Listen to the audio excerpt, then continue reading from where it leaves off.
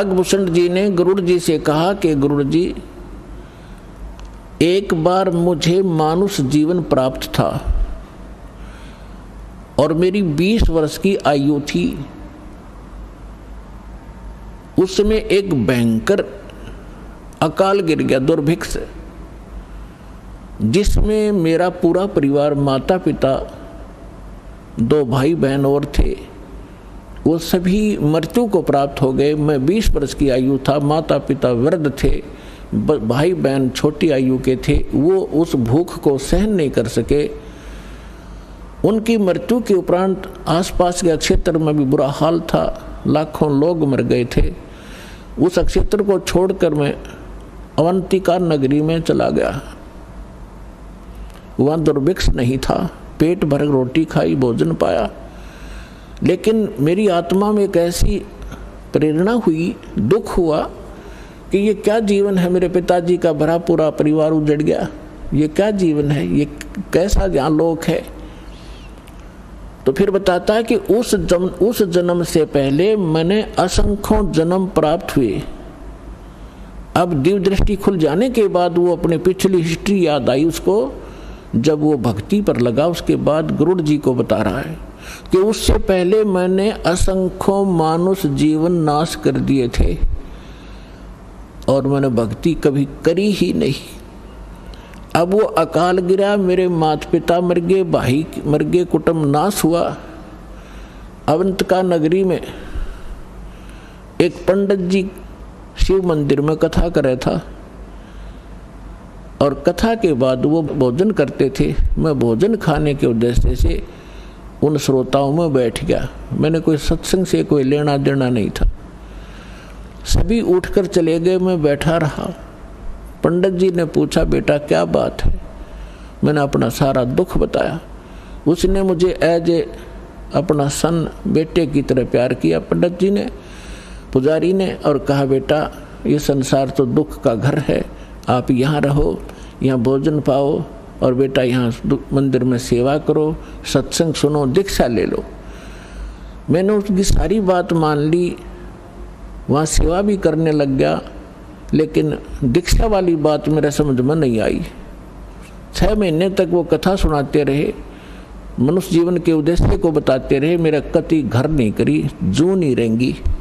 मेरे इतने पाप बड़े हुए थे क्योंकि मेरे अंदर भक्ति कभी बीज पड़ा नहीं था। 6 महीने के बाद मैंने कथा तो सीख ली जो गुरु बताया करते थे।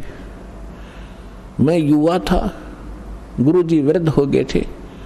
मैं श्रोताओं को गुरु जी की अब्सेंस में, अनुपस्थिति में वो कथाएं सुनाने लग गया। सुरीली आवाज़ थी, युवा शरीर था। श्रोता मुझे मेरी बड़ी प्रशंसा करने लगे कि क्या बात भाई, आप तो बड़ा गुरु जी से भी बढ़िया सत्संग सुनाते हो, वाह भाई वाह, आपकी तो बड़ी प्यारी आवाज़ है। इस जीव को बहुत प्रकार से ये हानि होती है, वो फाउल पॉइंट भी आपके रूबरू किए जाते हैं ताकि आप फिर से गलती ना कर जाओ, इसलिए ये कथाएं सुनाई जाती हैं। अब उन श्रोताओं की प्रशंसा से मेरे अंदर हवा भर गई, मैं अभिमानी हो गया, अहंकार बढ़ गया। एक दिन गुरुजी आए, मंदिर में पूजा के उद्देश्य से बाहर से आए और मैं श्रोताओं के बीच में बैठा था, प्रशंसा सुन रहा था।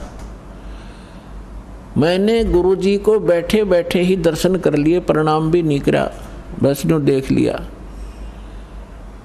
जबकि गुरुजी को खड़ा होके मैं खड़ा नहीं हुआ।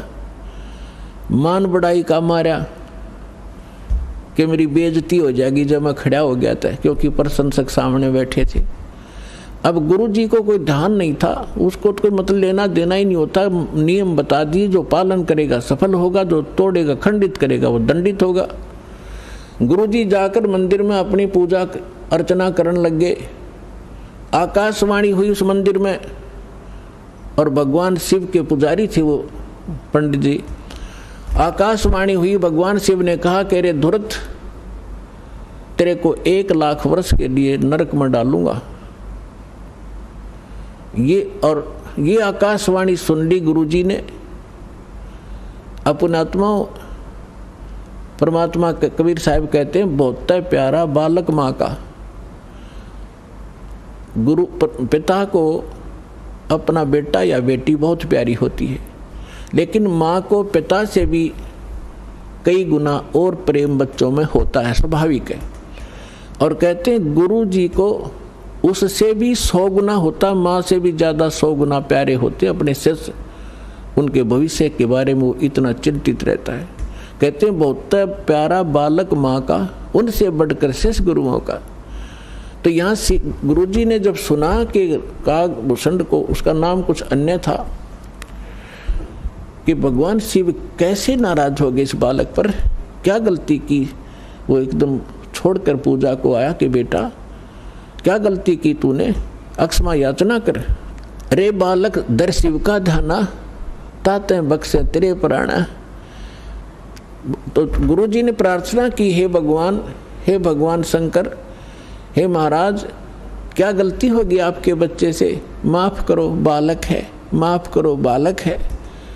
तब आकाशवाणी हुई कि इस धूर्त ने मेरे भक्त की इंसल्ट की है। जब ये गुरु के साथ ऐसा व्यवहार कर सकता है तो मेरे साथ कैसा करेगा। पुण्यात्माओं, परमेश्वर कबीर जी भी कहते हैं कि गुरु गोविंद कर जानियो, रहियो शब्द समाए, मिले जब दंडवत बंदगी, नहीं तो पल पल ध्यान लगावे। गुरु मानुष कर जानते ते नर कहिए अंध, हुआ दुखी संसार में फिर आ गए यम के फंद। तो शंकर भगवान ने कहा कि इस धूर्त ने जब ये गुरु की बेइज्जती कर सकता है तो मेरे लोक में आकर ना जाने क्यों धुमसता रहेगा। ऐसे धूर्त की मुझे आवश्यकता नहीं है, इसको नरक में ठोकूंगा 1 लाख वर्ष के लिए। अब गुरु जी ने फिर कई घंटों तक प्रार्थना की, आपका बालक है, बच्चा है, क्षमा करो दाता, कुछ हल्की सजा करो इसकी। तब उसने कहा कि भाई देखो, मेरा वचन खाली नहीं जागा, जो बोल दिया ये वापस मैं ले नहीं सकता, इसको नरक में तो रहना पड़ेगा, लेकिन वहाँ यमदूतों से इसको कष्ट नहीं होने दूंगा।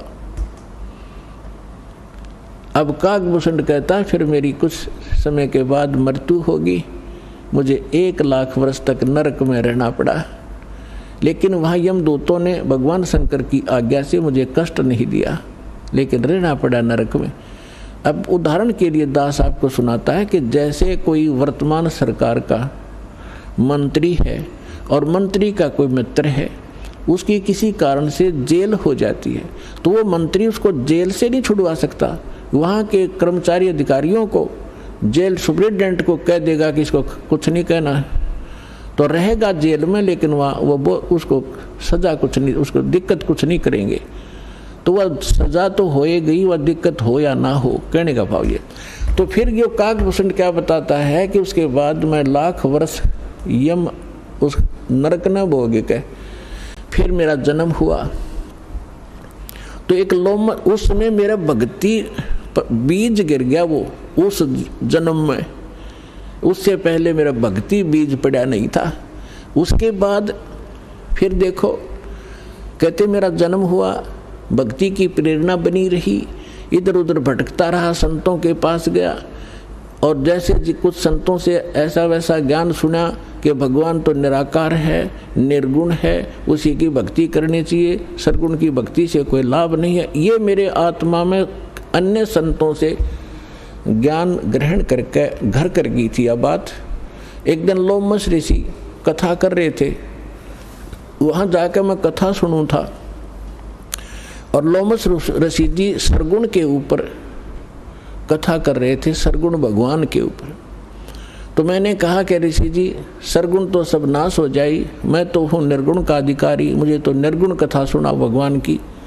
लोमस ऋषि ने बहुत से प्रमाण दिए कि बेटा, सरगुण बिना निर्गुण क्या गावे। अगर भगवान को आपने सरगुण में नहीं देखा तो निर्गुण का क्या लाभ उसका। अब जैसे वृक्ष बीज के माही है, जैसे वृक्ष बीज के अंदर वृक्ष होता है, जैसे वृक्ष बीज सब ठोरा, जब उग गए तब दिखे मोरा। एक आम का गुठली है, और वह गुठली के अंदर वो आम निर्गुण रूप में है, निराकार समझो, जैसे तुम निराकार कहते हो। तो उस निराकार का क्या करेगा, आम का तो ये बता देंगे इस गुठली में आम है, पेड़ है, पूरा पूरा वृक्ष है इसके अंदर। तो इसके बताने से तुझे क्या लाभ हुआ? अब उस बीज को बीजा जावे, गुठली को, फिर वो पौधा बने, फिर वो पेड़ बने, और फिर वो आम लगे। तो सरगुण बिना निर्गुण के गावे। तो भगवान का लाभ जो है सरगुण से ही होगा, निर्गुण के गीत गान तो नहीं होगा। अब कहने लगे मेरे ये उदाहरण बहुत से उन्होंने दिए, पर मेरी बुद्धि में ग्रहण नहीं हुए। मैं उनके साथ ऊट पटांग अभद्र तरीके से प्रश्नोत्तरी करता रहा, यानी मजाक तौर पे। लोमस ऋषि ने मुझे श्राप दे दिया कि तेरा चंडाल के घर जन्म होना चाहिए, तेरे जैसे दुष्ट कार्य चंडाल, जा चंडाल बन। अब मुझे इतना एहसास हुआ कि मेरे से गलती हुई, मैंने क्रोध नहीं माना, और मैं जो भी उन्होंने मुझे फटकारा, डांटा, मैं ऐसे मायूस होकर देखता रहा। फिर मैंने हाथ जोड़कर चरण पकड़ के प्रार्थना की, हे ऋषि जी, इस दास को जन्म तो कहीं दे देना, पर एक आशीर्वाद दे दो, मुझसे गलती तो बन ही गई, कि मेरी इस भक्ति की भूल ना पड़े। तब उस ऋषि ने वो आशीर्वाद दे दिया, ठीक है बेटा, जन्म तो तेरा चंडाल काग के घर होगा, लेकिन भक्ति बनी, याद बनी रहेगी भगवान की। तो फिर उसने बताया कि एक काग, चंड नाम का काग था, देवता, और ब्रह्मा जी की पत्नी अपनी हंसनी को लेकर जो ऋतु पर आई थी, उसको गर्भवती कराना था, काग चंड के यहाँ लेगी। उनके संयोग से फिर मेरा जन्म हुआ। ऊपर से मुंह तो मेरा काग का है, और नीचे का सारा शरीर देवताओं जैसा मनुष्य का है उसका। तो कहने का भाव दास का ये है। फिर क्या बताया उसने कि फिर जो मुझे आज जो वस्तु मिली, जो भक्ति मिली, एक जोगजीत नाम के संत मिले, ये परमात्मा थे। कहते हैं, गोता मारूं स्वर्ग में जा बैठूं पाताल, गरीब दास ढूंढता फिरूं अपने हीरे मोती लाल। कहते फिर जोगजीत नाम के एक संत मिले, वही परमात्मा स्वयं संत रूप में कहीं भी प्रकट हो जाते हैं। तो उन्होंने मुझे वो ज्ञान सुनाया, गुरु जी मैंने कभी सुना नहीं था, लेकिन प्रारंभ में जब मैंने ज्ञान सुना, मेरे मन में बड़ा जो है दुख हो रहा था कि ये विष्णु जी और ब्रह्मा जी और शिव जी से ऊपर कोई शक्ति बता रहा है। लेकिन मुझे वो डर था कि संत के साथ बेअदबी नहीं करनी चाहिए, क्योंकि मैं पहले भुगत भोगी था। लोमस ऋषि के साथ मैंने उठपटांग प्रश्नोत्तरी करके मैं बड़ा दुख पाया था। मैं उनसे विवाद नहीं किया, लेकिन नम्रता से प्रश्न करता रहा, मन में फिर करता रहा। अंत में ऐसा समझ में आया, भूषण जी, गुरु जी, आज मैं जिस अतिथि में आज मैं हूँ, और जो ज्ञान मुझे प्राप्त है और जो भक्ति मुझे प्राप्त है, शायद किसी को होगी। तो कहने का भाव ये है कि उसमें भक्ति बीज पड़ा कितनी कठिनता से, कि 6 महीने तक ज्ञान सुनता रहा, नाम लेने की नहीं सोची। इतना अंदर हमारे जो पाप कर्म घर कर चुके होते हैं, जिन्होंने किसी जन्म में भक्ति ना की हो। और फिर भक्ति की शुरुआत हुई, और परमात्मा ने उस आत्मा को अपनी शरण में लेने के लिए सारी क्रिया की। लोमस ऋषि से पहले उसको इतना डरवा दिया, यदि उस समय लोमस ऋषि कागभूषण को वो श्राप नहीं देता, वो डर उसके दिल में ना होता, तो परमात्मा का ज्ञान तो पुण्यात्माओं वो कभी नहीं सुन सकता था। आज आप देखते हो जितने भी पुण्यात्मा यहाँ आए हैं, आपने पहली बार ये ज्ञान सुना होगा, तो आपकी सुई कभी 100 पर, कभी 0 पर, कभी ऊपर कभी नीचे हुई होगी। ये क्या बक रहा है, कहाँ से ले आई ये ज्ञान? और फिर देखे आपने प्रमाण, अब दांतों तले उंगली दबा रहे हो आप। तो कहते हैं 100 छल छिद्र मैं करूं अपने जन के काज। तो आपके ऊपर जो रहम परमात्मा का है, ये विशेष है। जो दास कहना चाह रहा था, आपको ये यथार्थ ज्ञान समझाने के लिए ये प्रमाण उदाहरण दिया है। आप जी पुण्यकर्मी प्राणी हैं, पूर्व जन्म के मनुष्य थे, आपके अंदर भक्ति की आस्था विद्यमान थी, आपने शीघ्र ग्रहण कर लिया। और जो आपके घरों में अब संतान आएंगी वो भगवान के कोटे से आएंगी, बहुत अच्छी होंगी, उनकी तो आपने भविष्य की चिंता करने की जरूरत नहीं रहेगी। और जो अन्य प्राणी हैं वर्तमान के अंदर हैं, वो जो ऐसे हैं जो पूर्व जन्म के भक्त मनुष्य थे वो शीघ्र आ जाएंगे, और जो कागभूषण जैसे होंगे उनका भी तरीका अपनाया परमात्मा ने। क्या होगा, एक घर में तीनों ने दीक्षा ले ली, एक नहीं लेता, ठीक है, तो वो कागभूषण की श्रेणी का है। अब उसके लिए मालिक ने क्या दया करी है, घर में आरती चलेगी, कोई मंत्र करे इधर बैठ के, कोई कर रहा है इधर बैठ के, सत्संग चलेगा, ना चाहते हुए कभी देखा जरूर गा, सुनेगा, हैं बैठ के वैसे बैठा लेंगे, बैठता जा तू नाम मत लिए तो सुनेगा, तो कभी ना कभी उसके भी कागभूषण की तरह इच्छा बनेगी, उसके पाप नरमावेंगे। क्योंकि भगवान की कुछ ऐसे संस्कार होते हैं, ऐसे पाप होते हैं जो ज्ञान यज्ञ से ही समाप्त होते हैं। अब कुछ ऐसे पाप होते हैं जो प्रणाम यज्ञ से समाप्त होते हैं। जैसे कपड़ा मैला हो गया, सिंपली कोई धूल मिट्टी लगी है झड़का दिया, निर्मल हुआ। थोड़ी बहुत और मैल लगा है तो वैसे पानी में से निकाल दिया तो भी ठीक हो गया।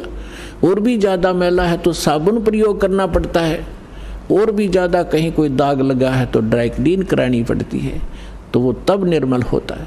हमारे युगों युगों के अंतःकरण के अंदर बड़े धब्बे लगे हुए हैं, अंतःकरण में हमारे पाप जमा हैं, तो उन पापों के नाश के लिए ये सब प्रक्रिया आपकी यहाँ कराई जाती है। 5 यज्ञ कराई जाती हैं आपसे। एक यज्ञ है धर्म की, कुछ ऐसे पाप होते हैं जो धर्म करने से ही अक्षीण हुआ करते हैं। एक यज्ञ है धर्म की, दूसरी यज्ञ है ध्यान, परमात्मा का चिंतन, मीन ध्यान, उसकी कसक बने, उसकी एक न्यारी आपको याद बनी रहे, उसको ध्यान कहते। और तीसरी यज्ञ है हवन की, यहाँ पर एक ज्योति यज्ञ किया जाता है, ज्योति हवन किया जाता है, कराया जाता है। तीसरी यज्ञ हवन की, चौथी यज्ञ प्रणाम, दंडवत प्रणाम कराया जाता है, जिससे अहंकार नाश होता है और कुछ पाप इस प्रणाम यज्ञ से ही नाश होते। और 5वीं यज्ञ है ज्ञान की। इस ज्ञान के सुनने से, कथाओं के सुनने से भी आपके बहुत से पाप अक्षीण होते हैं।